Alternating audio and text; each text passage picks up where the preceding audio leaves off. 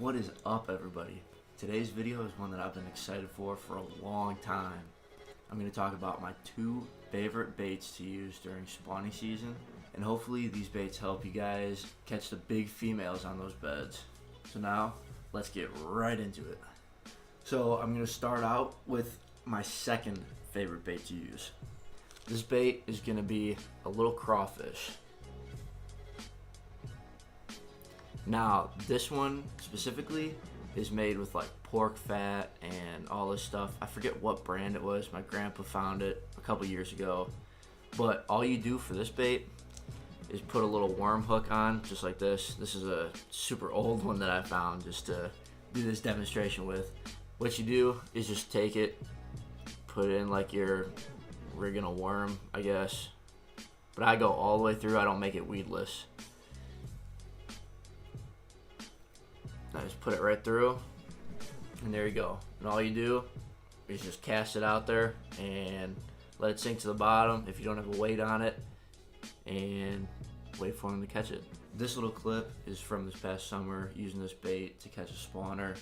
All I did was throw it out there, let it sink a little bit, no weights or anything, and she bit it super quick. So here it is.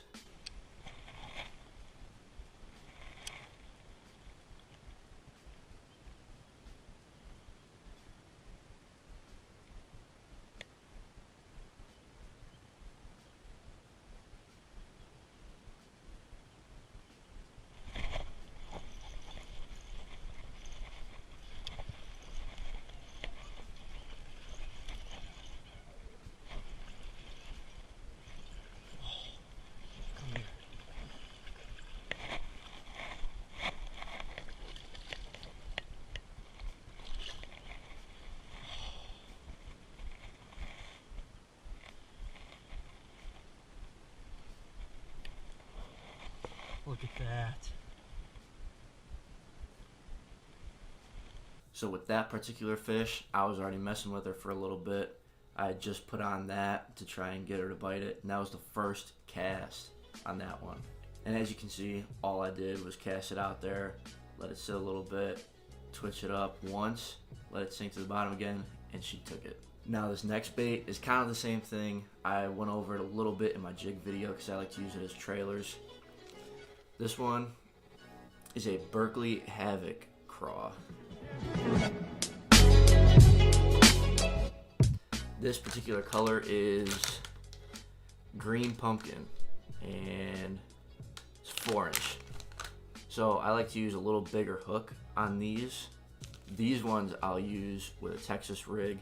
So I'll put that little weight on top, and I'll go over that in a future video, how to rig up a Texas rig, Carolina rig, all that stuff. But all you do for that one, basically the same thing as the other crawfish. You just put the hook all the way down and cast it out there. When I'm using this as a Texas rig, I'll put it weedless. All I do is put this hook in the top, just go down a little bit, puncture it towards the middle, push it through. I put it all the way through, and then just bring it up, and there you go. So then the weight with the Texas rig will sit right up here, and it'll take it right down into the weeds if the bed's in the weeds. Otherwise, you can use this just like the other one, weightless, and just kind of let it sink to the bottom and bounce it off the bottom that way. Now for my top bait that I use during spawning season. What these are Gary Yamamoto Senkos. Now I use the 5-inch ones for Texas rigging or just dropping it down, kind of like I did with the crawfish. I use it more with the Texas rig though. What I really want to talk about is the 4-inch worms. Now with these 4-inch worms, they're perfect size for fishing ponds, which is mostly what I do. Now how I rig these worms is called wacky. Now I don't really know where that originated from, but this is my favorite bait to use, especially in ponds. Now there's 2 different ways that I like to do this. The first way is with this little weighted O-ring. Now you can just slide this one on. Slide it on like that and just put it right in the middle. And then I don't know if you guys can see this, but there's a little slot for the hook on both sides. That'll keep the weight on the worm and keep them both attached.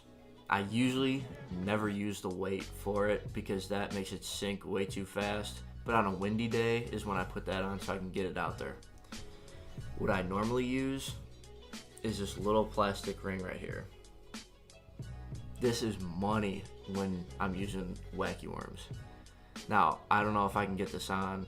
I have a tool, but I don't know where it's at. I gotta find that. But you can do it by hand, so all you do is push it down the side, right to the middle of the worm. Now, if you don't know what wacky is, you're gonna put the hook right just through the O-ring, okay? Not through the worm. Putting it right through the O-ring is gonna give it way more action because it's moving more freely. Now, when you twitch it, it's gonna go like this, which I guess it imitates like a struggling bait fish. This is another color that I love to use, by the way. It's like green pumpkin with a tint of blue. But the hook that I love using is an octopus hook. I also don't have any of those on me. I don't know why. But that'll keep the worm from coming off the hook. I have caught so many fish on this bait right here. Wacky worm in a pond. If you're not catching fish with what you're using, use this.